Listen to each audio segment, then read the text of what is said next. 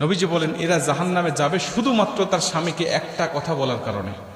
বুখারী শরীফ 29 নম্বর হাদিস। উরিতুন নারা ফাইদা আকতারু আহলিহা নিসাউ ইয়াকফুর।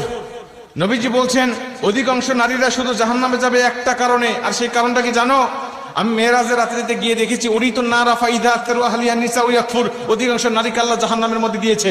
আমি জিব্রাইলকে জিজ্ঞাসা করলাম, ভাই জিব্রাইল, কি লা ইয়াকফুরনা বিল্লাহ, এরা কি আল্লাহর সাথে কুফরি করেছে? এরা কি আল্লাহর সাথে শিরিক করেছে? এর জন্য কি আল্লাহ এদেরকে জাহান্নামে দিয়েছে এই নারীগুলোকে?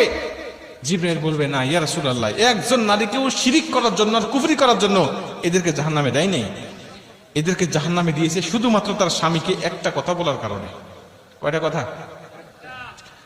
এই কথাটা যখন বলবো বলবেন, হুজুর আমার স্ত্রী তো আমাকে দৈনিকই কয়, আমার স্ত্রী আমাকে প্রতিদিনই এই কথা কয়। এই কথাটা মেয়েদের মুখের কমন ডায়লগ, তারা জানেই না। অথচ বুখারী শরীফের 29 নম্বর হাদিসে এই হাদিসটা বর্ণনা করা হয়েছে। যেমন তেমন হাদিস না, সহিহ সনদে বর্ণনা হয়েছে। জিব্রাইল বলছেন, ইয়া রাসূলুল্লাহ ওয়া ইয়াকফুরনাল আশিরা, এরা হলো স্বামীর অবাধ্য স্ত্রী ছিল আর মাঝে মাঝে স্বামীকে একটা কথা বলতো। কি বলতো ইয়া রাসূলুল্লাহ?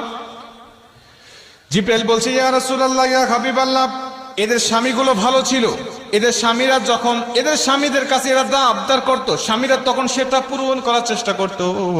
যখন ভালো খাবার চাইতো স্বামীরা খাবার দিত, যখন ভালো পোশাক চাইতো তখন ভালো পোশাক দিত, যখন কোনো জায়গায় ঘুরতে যেতে চাইতো তখন ঘোরার জন্য বেড়ানোর জন্য নিয়ে যাইতো নবীজি। কিন্তু তারপরেও যদি কোনো সময় এই স্বামীরা স্ত্রীকে সন্তুষ্ট করতে না পারবে, এই স্বামীরা যদি কোনো সময় স্ত্রীকে সন্তুষ্ট করতে না পারে, ঠিক সেই সময় এই স্ত্রীরা একটা কথা বলে উঠতো, ক্বালাত মা রাআইতু মিনকা খায়রুন কত্তু। এই কথাটা তারা বলে উঠতো।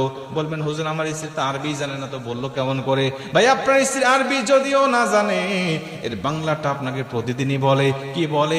তোমার সংসারে এসে কোনোদিন আমি সুখ পেলাম না, তোমার সংসারে এসে কোনোদিন আমি শান্তি পেলাম না। আমি মেয়ে বলেই তোমার সংসার করতেছি, অন্য কোনো মেয়ে হলে তোমার সংসার করতো না।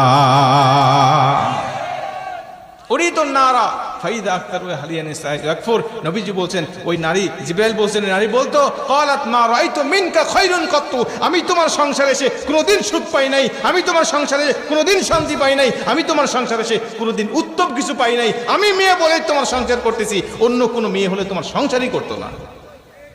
বলে বলে সাথী আর মা বোনরা বলে না, এরা ভালো আছে। মা বোনেরা মনোযোগ দিয়ে শোনেন, যদি এই কথাটা ভুলেও বলে ফেলেন, আজকের থেকে তওবা করে নেন, আল্লাহ আর বলবো না, বলেছি তো বলেছি, আর বলবো না, এইটাই শেষ। আমার স্বামী, একটা স্বামী স্ত্রীর জন্য কতটা অবদান রাখে।